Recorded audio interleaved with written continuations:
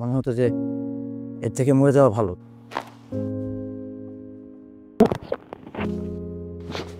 আল্লাহর কাছে আমি শুকরিয়া করি, উনি আজ আছেন, উনি পথ দেখাইছেন, আপনি উসিলা ভাইয়া। অবভিয়াসলি ডাক্তারের থেকেও মানুষ বড়। আপনি যেভাবে একটা পেশেন্টের সাথে ডিল করেন, সেটা আমার জীবনে আমি কোনোদিন কাউকে পাইনি।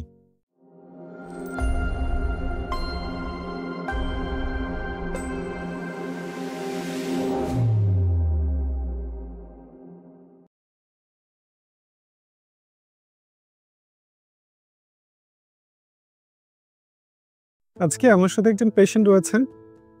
আমি পেশেন্টের কাছে আমার সবকিছু শুনবো, জানবো যে তার কি সমস্যা ছিল, এখন কি সমস্যা আছে। তবে আমি তার কথাগুলো শোনার আগে কিছু কথা বলতে চাই। আমি যতগুলো পেশেন্ট আমার লাস্ট 5 ইয়ার্সের ক্যারিয়ারে বা কারোপ্র্যাকটিক বা অস্টিওপ্যাথির ক্যারিয়ারে দেখেছি, তো তার মধ্যে উনি সবচেয়ে আনকমন একটা পেশেন্ট। উনি যখন আমার কাছে প্রথমবার আসেন, তখন ওনার যে প্রবলেমটা ছিল যে উনি কোনো ডিসিশন মেক করতে পারে না, ওনার মধ্যে কোনো ইমোশন কাজ করে না। উনি আমাকে বলছিল যে ওনার মা মারা গেছেন, তারপর উনি কাঁদবেন বা অন্য কোনো সময়ে যে সময়গুলোতে হাসার প্রয়োজন পড়ে সেই সময়গুলোতে হাসতেও উনি পারেন না। তো এমন একটা ফিচার ছিল এবং পুরো বডিতে ওনার নার্ভনেস ছিল এবং ওনার কাছে মনে হতো যে কানের মধ্যে সবসময় বিভিন্ন ধরনের শব্দ হচ্ছে এবং উনি ইমিউন থ্রোম্বোসাইটোপেনিয়া মানে আইটিপি রিল্যাপস যে রোগ আছে, এই রোগে ভুগছেন লাস্ট 10 ইয়ার্স ধরে। উনি যতদিন ধরে চিকিৎসা করছেন, ওনার কাছে মনে হয়েছে বা ডক্টররা বা অন্যরা সাজেস্ট করেছেন যাকে যে ওনার এই আইটিপির সাথে রিলেটেড এগুলো মনে করে এতদিন লাস্ট 10 ইয়ার্স ধরে ট্রিটমেন্টগুলো চলেছে। উনি 1.5 মান্থস ব্যাক যখন আমার কাছে আসেন, তখন আমি তার এই রোগটা ডায়াগনোসিস করি যে ইনভলিউন্টারি মাসলস মুভমেন্ট, মানে শরীরে অনৈচ্ছিকভাবে মাসল নড়াচড়া করে ওনার, যে কারণে ওনার এই সমস্যাগুলো হচ্ছে। এবং আমি আমার প্ল্যান অনুযায়ী তার ক্রেনিওস্যাক্রাল থেরাপি স্টার্ট করি। তো ক্রেনিওস্যাক্রাল থেরাপি স্টার্ট করার পরে আমরা আসলে জানবো ওনার কাছ থেকে যে আসলে কেমন ছিলেন, কেমন আছেন, ওনার মধ্যে কী চেঞ্জ এসেছেন, আমরা আজকে জানবো। রাজু ভাই, একটু প্লিজ বলুন। আসলে যেটা হচ্ছে যে আমাকে এখন কথা বলতে দেখছেন, আমি আসলে 1.5 মাস আগে কথাও বলতে পারতাম না। মানে কথা বলা তো দূরের কথা, এখানে একা আসার কথা চিন্তা করতে পারতাম না। তবে একদম সব যখন ছেড়ে দিয়েছিলাম আশা ভরসা যে 10 বছরে কোনো ইমপ্রুভমেন্ট নাই, যে কেন আমার একটা জিনিস ধরতে গেলে হাত থেকে পড়ে যাচ্ছে, চোখের পলক পড়তেছে না, তো আমার মধ্যে ইমোশন কাজ করে না। তো আমি আসলে মানুষের কাছ থেকেও আসলে একটা পর্যায়ে দেখতাম যে মানুষ আমাকে ভুল বুঝছে, যে আমার হাতটা, আমি মিউজিক করি, আগে ড্রামিং ফোনে ছিলাম, তো আমি দেখতাম যে আমার হাত আমি স্টিফ হয়ে যাচ্ছে বা আমার যেটা কমান্ড দিচ্ছি বাজাতে পারছি না বা কাজ করতে পারছি না। তো মানসিকভাবে এটা খুব কষ্টকর, যে মনে হতো যে এর থেকে মরে যাওয়া ভালো। তো ওরকম একটা অবস্থায় এই 10 বছরের ট্রিটমেন্টে আমি বোধহয় 1%ও সামনে আগাতে পারিনি, যেটা আমাকে মানসিকভাবে ফাইট করতে হেল্প করবে। তা আমি আসলে দেখা গেছে যে just out of curiosity Google search করে ভাইয়াকে পেয়ে গেছি। যে আমি জানতাম যে কাইরোপ্র্যাকটিক ট্রিটমেন্ট এমন একটা ট্রিটমেন্ট যেটা আসলে বিদেশে খুব পপুলার, তো আমাদের দেশে ওইভাবে এখনও সবাই জানে না। কিন্তু আমি সার্চ করে করে নিজের বাঁচার জন্য দেখতাম ভিডিওস, তখন ভাইয়াকে দেখে আমি পরের দিনই আসি। তো তো ভাইয়া যেটা বললো যে প্রথম দিকে আমার যে ডিসিশন মেকের সমস্যা বা এরকম ছিল, তো 2টা সেশনের পর থেকে আমি এখানে অন দ্য স্পট আমি কেঁদে দিই ইমোশনে। আমি ভাইয়াকে জিজ্ঞেস করলাম, তখন ভাইয়া বললেন যে আমার যে ইমোশন তৈরির জন্য যে নার্ভাস সিস্টেম ওটা ঠিকমতো কাজ করতো না। তো এখন আমি পারছি, মানে যে এখন কথা বলতে পারছি বা ক্যামেরার দিকে তাকাতে পারছি। আমি তো ভাইয়াকে বলি যে উনি ম্যাজিশিয়ান, কারণ আমার মাও ডাক্তার ছিলেন। তো বিষয়টা হচ্ছে কি যে আমি বলবো যে অনেক কিছু আসলে ডায়াগনোসিস করাটা ডিফিকাল্ট, কারণ আমার এই যে ডিজিজটা একটা রেয়ার ডিজিজ। আমি বোধহয় এই 10 বছরে ফর দ্য ফার্স্ট টাইম কাউকে পেয়েছি যে আমার প্রত্যেকটা সিমটমস যে যিনি শুনেছেন, যে এবং আমার নিজেকে তখন মনে হয়েছে আমি কারেক্ট, কারণ আমার যে সিমটমসগুলো ছিল যে মাসেল মুভ করতেছে আপনা আপনি, তো এগুলো কেউ বুঝতে পারতো না। সো আমার সাথে সবার সাথে একটা ডিস্টেন্স তৈরি হয়ে গেছিলো। তো আমি যেটা বলবো যে ভাইয়া আমাকে মানে তার ট্রিটমেন্ট, এবং শুধু যে বলবো যে একজন ডক্টর হিসেবে উনি তা না, একজন মানুষ হিসেবে একজন পেশেন্টকে যেভাবে টেক কেয়ার করা দরকার, তার ভিতরে কাউন্সেলিং করা দরকার, তাকে ইন্সপায়ার করা দরকার, সেগুলো কম্বাইনভাবে উনি করেন, যেটা আসলে আমি বলতে গেলে ইমোশনাল হয়ে যাব। এই 1.5 মাসে আমি বলবো যে আমার মুভমেন্ট অনেকটা নর্মাল হয়েছে। কিন্তু এটা তো আর এমন না যে 10 বছরের রোগ হঠাৎ করে ঠিক হয়ে যাবে। তো আমি ওই ধৈর্যটাও ধরতে পারতেছি আসলে।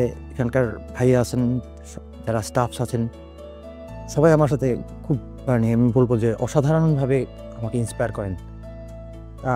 যে থেরাপিটা নিচ্ছি তাহলে আমার আশা যে একদম আশা ছেড়ে দিয়ে যেভাবে ছিলাম, যে ভাইয়ার ট্রিটমেন্ট প্ল্যান অনুযায়ী ক্রানিওস্যাক্রাল অস্টিওপ্যাথিক থেরাপি, এবং আমার মনে হয় যে আমি একটা আশার আলো দেখতে পাচ্ছি যে আবার ঘুরে দাঁড়াতে পারবো, আবার বাজাতে পারবো, আবার আমি সমাজে কর্মক্ষম হব ইনশাল্লাহ।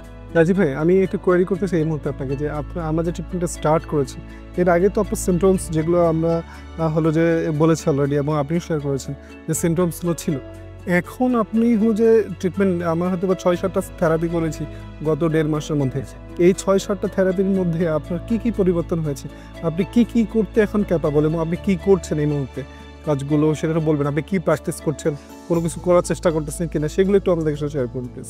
অবশ্যই এই যে আমি যে হাসছি এটাই আসলে আমি হাসতে পারতাম না 1 নাম্বার। আর যেটা হচ্ছে যে আমি মিউজিক করি, কম্পোজ করি। তো আমি ইভেন প্রতিদিনই এখন বাজাই, মানে একটু তো হাসে আমি আবার বাজাতে পারছি, ল্যাপটপ ইউজ করতে পারতাম না, পারছি ব্যালেন্সভাবে। তো আমি ইভেন দেখা গেছে যে আমি 1.5 মাস আগে আমি কল্পনাও করতে পারি নাই যে আমি একটা গান কম্পোজ করবো বা আমি কিবোর্ডের সামনে বসবো। ইভেন আমি আজকে সকালে একটা গান করে এসে সবাইকে শোনাইছি, শোনাইছি। এগুলো আমি পারতাম না। তারপরে আরেকটা জিনিস পারতাম না, যেটা হচ্ছে যে আমি মানুষের সাথে ডিল করতে পারতাম না। কারণ আমার যে প্রবলেমগুলো, একটা মানুষ হাত নাড়াচ্ছে আপনা আপনি, এটা সমাজে একটু অন্যভাবেই করে যে কেন এরকম করতেছে। আমি দেখছি আমার কনফিডেন্সটা অনেক বাড়ছে, অনেক অনেক বাড়ছে। আমি এখন পারতেছি যে আমি একটা কাজ করতে, বা আর যেটা হচ্ছে ইমোশন, যেটা হচ্ছে হাসতে পারতেছি, কাঁদতে পারতেছি, এই দুইটা আসলে পারতাম না। অ্যাটলিস্ট আমি একটা আশা দেখতে পাচ্ছি যে না, সামনে এইভাবে চলতে থাকলে আমি আবার ঘুরে দাঁড়াতে পারবো ইনশাল্লাহ। ইনশাল্লাহ। তো ঠিক আছে, আমরা আজকে ট্রিটমেন্টটা স্টার্ট করি। জি। আমরা এখন শুরু করব ক্রানিওস্যাক্রাল থেরাপি অ্যাডজাস্টমেন্ট এবং পাশাপাশি আমরা কায়োপ্র্যাকটিক অ্যাডজাস্টমেন্টও করব। So let's start. সো আমরা স্টার্ট করছি আজকে ক্রানিওস্যাক্রাল থেরাপি। তো আমরা ওনার যে হেড আছে, ক্র্যানিয়ামটা আছে, আমরা এটা নিয়ে কাজ করব। আসলে মূলত ক্রানিওস্যাক্রাল থেরাপিতে ভিজিবল দেখার মতো কিছুই নেই। কায়োপ্র্যাকটিকের মতো অনেক কিছু যে হয় এরকম কিছু না। এটা খুব জেন্টেল এবং খুব স্মুথলি একটা কাজ, যেটা কি যে কাজ করছে সে এবং পেশেন্ট ছাড়া কেউ বুঝতেই পারবে না আসলে কি হচ্ছে। কারণ এখানে এত স্লোলি বা এত স্মুথলি হ্যান্ডের মুভমেন্ট হয় যে পাশের কেউ থাকলে হয়তো বুঝতেই পারবে না আসলে কী হচ্ছে এখানে। বোঝাটা খুবই টাফ। তো আমার মনে হয় যে আপনাদের ক্ষেত্রেও টাফ হয়ে দাঁড়াবে এই জিনিসটা বোঝা। তো আমরা স্টার্ট করছি তারপর আজকে সেশনটি।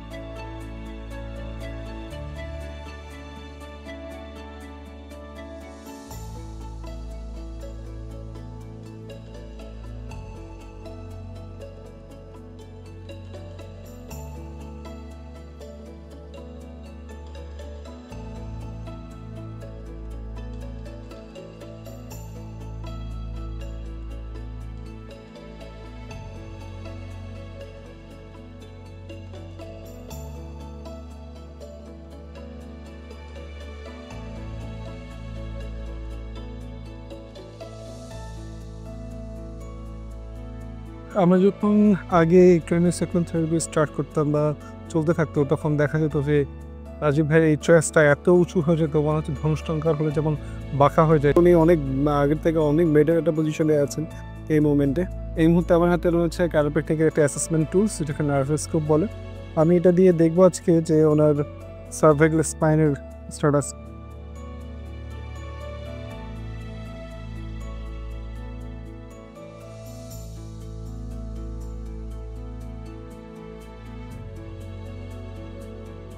সো এখানে মিটারে দেখলে আপনি দেখতে পারবেন এখানে যে আমি যখন ওনার এই মিটারটাকে উপরে নিয়ে যাচ্ছি সার্ভাইকেলের আপার সার্ভাইকেলে, এটা সাডেনলি চেঞ্জ হয়ে চলে আসছে রাইট সাইডে। এটা রাইট সাইডে চলে গিয়েছে মিটার, এবং এটা আবার আমি যখন উপরে আসছি আপনার C1 C2তে আসার পরে এটা রাইট সাইডে চলে যাচ্ছে এবং দেন আবার আগের জায়গায় ব্যাক করছে।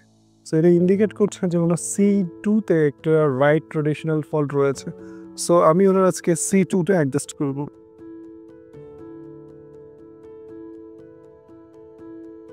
তো আমরা ক্রস চেক করছি এই মুমেন্টে, আমরা দেখি যে ক্রস চেকে কী দেখায়। সো এখানে মিটারটা একটু দেখালে বোঝা যাবে যে ক্রস চেক করছে আমি এখানে, এটা আগের মতো আগের জায়গায় যাচ্ছে না, এটা সামান্য একটু দেখাচ্ছে, জাস্ট একটা মানে দাগে 1 মিলিমিটারের মতো দেখাচ্ছে যে একটু যাচ্ছে, আগের মতো যাচ্ছে না। আগে তো পুরো মিটারটাই চলে গেছিলো। তার মানে দ্যাটস মিনস ইটস নর্মাল পজিশনে রয়েছে। আমরা পরবর্তী যখন সেশন করব তখন আমরা আবারও দেখব, চেক করে যে এরকম ফল্ট তার কোনো কিছু পাওয়া যায় কিনা।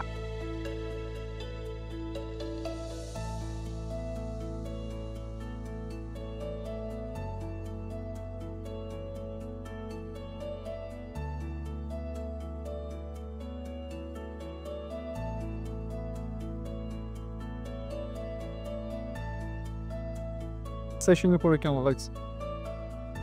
আমি বলবো যে প্রতি সপ্তাহে ওয়েট করি যে কবে আসবো, মানে একটা চেঞ্জ আসবে। একটু আগে যদি খেয়াল করে দেখেন যে একটু আগে যে ভিডিওটা ছিল আমি এত হাসছিলাম না, এখন তো আমি হাসতেছি। তো ইটস ইমেন্স রিলিফ। মনে হয় কি যে এক একদিন এক একটা জীবনের এক একটা অংশ পাচ্ছি। তো এটা আসলে একটা বিরাট প্রাপ্তি, আল্লাহর কাছে আমি শুকরিয়া করি যে আসলে উনি আজ আছেন, উনি পথ দেখাইছেন, আপনি উসিলা ভাইয়া। অবভিয়াসলি ইনশাল্লাহ ফের যদি বলবো যে এক কথায় যে আমি আসলে সব ধরনের হোপ ছেড়ে দিয়েছিলাম, মানে একদম অনেস্টলি, যে আমার কোনো হোপই ছিল না। আমি আসলে ভাবতাম যে এমনি তো মরে যেতে পারি না, কিছু একটা হবে। ওই উসিলাতে, আল্লাহর উসিলাতে আমি আসলে লাস্ট মোমেন্টে মানে এই প্রসিডিওরটা আমি খুঁজে পাইছি যে এটা সম্ভব। এবং সত্যি কথা ভাই বললাম তো যে আরও তো ডাক্তার আছেন এখানে, আমি বলবো যে ডাক্তারের থেকেও মানুষ বড়। তো মানুষের হেল্প আপনাকে বলবো যে আপনি যেভাবে একটা পেশেন্টের সাথে ডিল করেন, সেটা আমার জীবনে আমি কোনোদিন কাউকে পাইনি। তো আমি বলবো যে যাদের এই ধরনের প্রবলেম আছে তারা আসলে অনেকে জানেন না। বিভিন্ন বললাম যে কোথায় কীভাবে হয় অনেকেই জানেন না। যেমন আমি অনেকবার নিউরোসায়েন্স হসপিটালে গেছিলাম, তারা যে মেডিসিনসগুলো দিছে খালি ঘুম পাড়ানো মেডিসিন, আমি ঘুমায় থাকতাম কিন্তু কোনো ইমপ্রুভমেন্ট হতো না। কিন্তু এখন আমি আসি যে এখান থেকে যে আমি কিছু কাজ করবো, মানে আমার কাছে কিছু অ্যাসাইনমেন্ট আসছে, আমি চিন্তা করি যে ঠিক আছে ভাই এখন যাবো বৃহস্পতিবার দিন, তো আমি আজকে রাতে কিছু কাজ করবো, আমি পারি এটা করতে। Very good. এখন আপনার কোনো ওষুধ দিতে হচ্ছে কি না? ওষুধ তো খাচ্ছি না, একদমই না। না একদম না, আমি ওষুধ খাই না। That's very good. খাবার দাবার রুচি ফিরে আসছে অনেকখানি। এই তবে ধৈর্য ধরতে হবে ভাইয়া, সেটাও তো মানে আপনি বলছেন যে ধৈর্য ধরতে হবে। হ্যাঁ, কারণ আপনি দেখুন এটা তো হলো আসলে ব্রেইন থেকে হচ্ছে সব কিছু। সো আমরা হলো যে ব্রেনের যে নার্ভাস সিস্টেমটাকে, ব্রেইনের যে বিভিন্ন নির্দেশনা আছে সেগুলোকে নর্মাল একটা পজিশন নিয়ে আসার চেষ্টা করতেছি, যেন নর্মালভাবেই সব কিছু চলে আর কি। যেমন আমি মর্নিং ওয়াকে যাচ্ছি, রোদে থাকতে খুব ভালো লাগে, মানে আগেও লাগতো, এখন আরও বেশি থাকি, রোদে থাকি। আর যেটা হচ্ছে যে সত্যি কথা যে মানে এরকম একদিন করে বাঁচি আপনার কথা মতো, আর ওয়েট করি যে কবে এসব। যেমন আজকে আমি খুবই মনে হচ্ছে যে হঠাৎ করে এমন সব জায়গায় আমার অনুভূতিগুলো পাচ্ছি যেটা আসলে ছিল না। তো এক একদিন এক একটা সাইড হচ্ছে। জি, ঠিক আছে অজিত ভাই, আপনার জন্য দোয়া রইল। দোয়া করবেন ভাই, আমারও দোয়া থাকলো ইনশাল্লাহ। ঠিক আছে, আমরা দেখবো আপনার লাস্ট যদি কথা। ইনশাল্লাহ ভাই। ঠিক আছে, ওকে।